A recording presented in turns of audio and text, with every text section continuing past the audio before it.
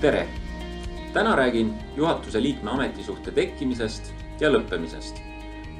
Sageli arvatakse, et juhatuse liikme õigused ja kohustused tekivad siis, kui isik on kantud juhatuse liikmena äriregistrisse.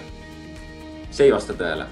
Juhatuse liikme õigused ja kohustused tekivad vastavast osanike või nõukogu otsusest, millega isik on juhatuse liikmeks valitud.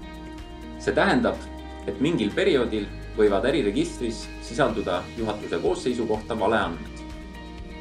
Samamoodi on lugu juhatuse liikme õiguste ja kohustuste lõppemisega.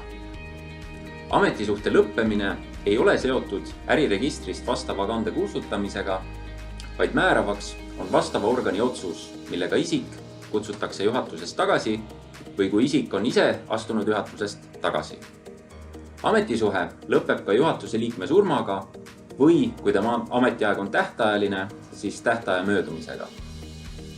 Eraldi rõhutan, et kui juhatuse liikmega on sõlmitud eraldi ka juhatuse liikme leping, siis selle lepingul sõlmimine ega lõpetamine ei tekita ega lõpeta automaatselt juhatuse liikme ametisuhet. Sama loogika kehtib ka vastupidi.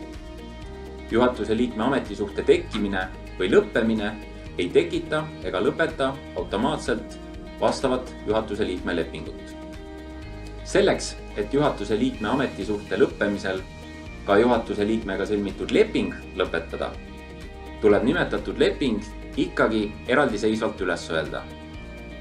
Vastupidisel juhul võib juhtuda, et lepingu mingid sätted jäävad ikkagi kehtima, kuigi need kehtima ei peaks. Järgmise neljapäevani!